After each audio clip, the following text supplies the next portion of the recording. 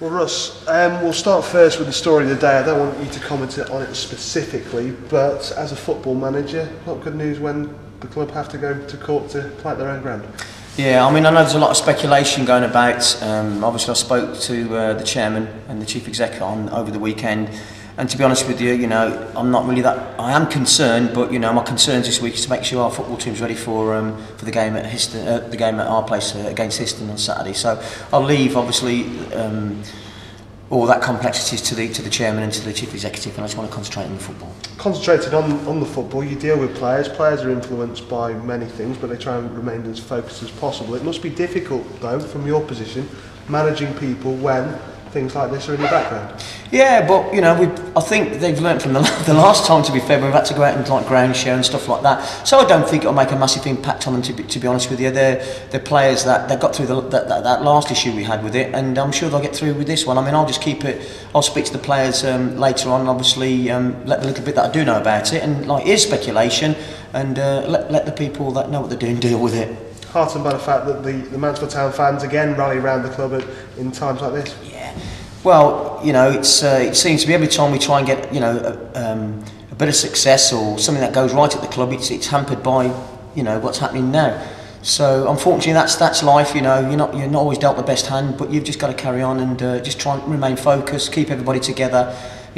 Keep us together as a team. That includes our fans. Everyone that works at the football club, our players.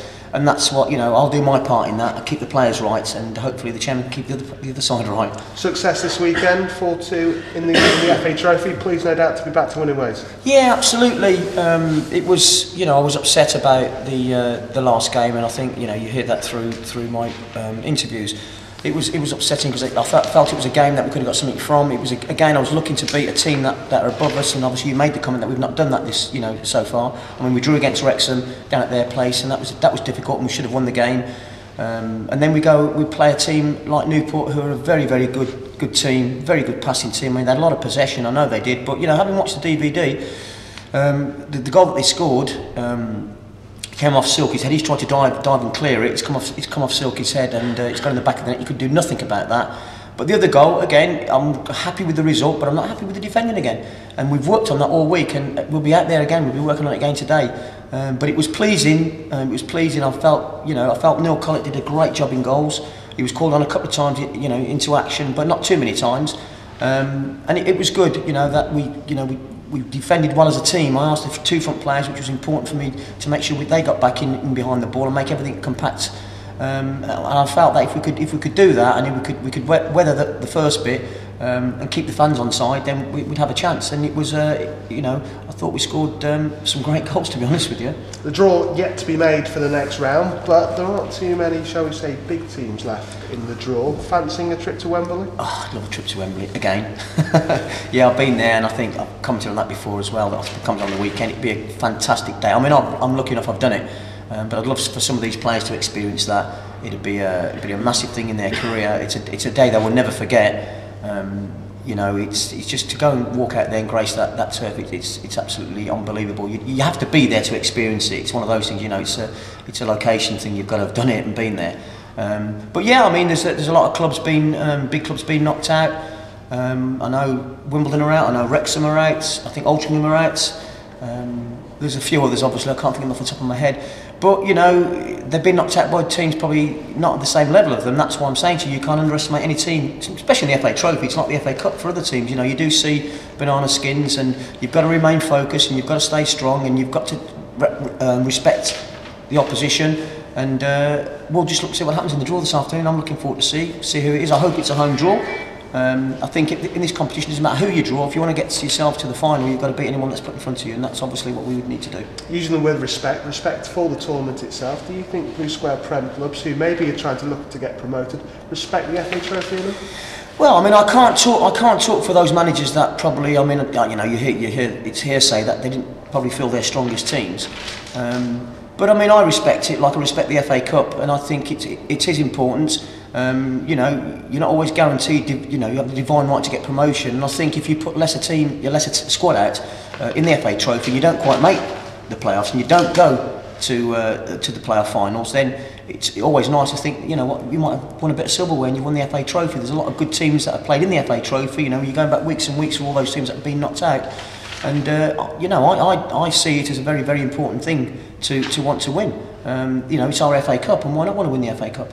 Moving on from matters on the pitch to matters in the transfer market, closely linked in recent days with a certain ex-Premiership player. Yeah. Reports this morning that Lee Hendry won't be coming to Mansfield Town Football Club.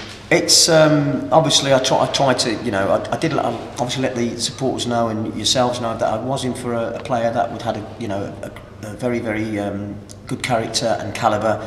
And I'd spoke to Lee himself. I'd spoke to his agent. It's been ongoing for quite a few days, and then he was going to come into the club on the Friday to sign. You know, I thought it was a done deal, and obviously by then people didn't know about it. And then Lee wanted to spend some time with his family over the weekend, and then I was told again I went and seen his agent, spoke to him, and shook hands on the deal. He said, if I got dragged by the hair, he'll be at the club on Monday morning. And I said to the agent, I said, well, listen, I don't want a phone call from you on the Sunday telling me it's not on. If it's not on, I need to know now, because I don't want to, I don't want to promise anything to our fans if I can't deliver. And then obviously I got the phone call saying there's other interest, and I think the interest is from abroad. And what I do believe, I think it's out in Indonesia somewhere, and it's for a lot of money, and we can't compete with that. I mean, I did my best to get him to the football club. But unfortunately, I can't drag the boy, at gunpoint to the football club and play for us. It was something that I was really upset about. I was really looking forward to, exposing a player like that at this level. It would have sent out a big bell to it, an alarm bell to most teams that we're really looking to get the right type of people and the right calibre of people into this football club to help us push forwards and get us back into the league. But yeah, I've got my eye on a few players, and I'm fingers crossed. I'm still going to bring in the right type of player. I won't bring in to be honest with you, I could have brought 5 or 6 players in already, but they're not better than what I've got, so I'm not going to bring them in. Talking about playing your cards close to your chest, no doubt you won't tell me who you're in for at the moment, but one marquee signing maybe has escaped you. Any chance that there might be another one in the pipeline? Yeah, there is. There's a boy that's played at a very high level. Got great attributes, great athletes, good finisher, can defend. So he's a defender? No, he's not a defender. He's not a defender, he's not a midfield player, he's not a forward player. You're going to have to guess. He's a utility player. So, yeah, I mean, there's not just him, there's a few. I mean, we're playing Notts County tomorrow at Field Mill. I've got a few players coming in I'm going to have a look at as well that have been recommended. And we're going to play. We've got the game against Notts County, like I say, at Field Mill tomorrow at 12:30 kick-off. So I'll throw some players in and see how they look against good opposition. So he's not a defender, he's not a midfielder, he's not an attacker. But will he be playing tomorrow? No, not at the moment. No, I can't. I've not finally negotiated that one yet. It's it's still in negotiation. Unfortunately, things just don't happen overnight in football. And then, like I say, the Lee Hendry thing was a classical example. I mean, I really thought I had it, but deep down, until people sign a bit of paper in football, it's never definite. So again, all I'm going to say to the fans is that Paul and I have been working tirelessly to bring the right people in.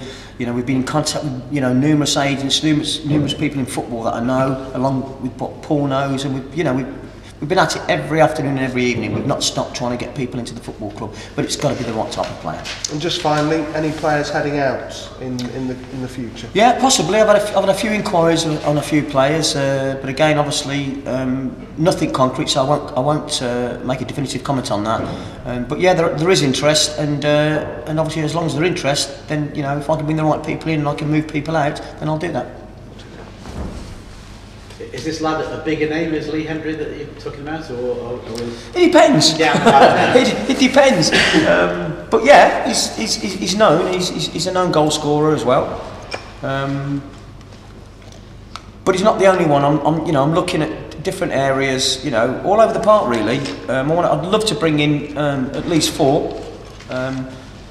Because what is important is that we don't just sit back and think.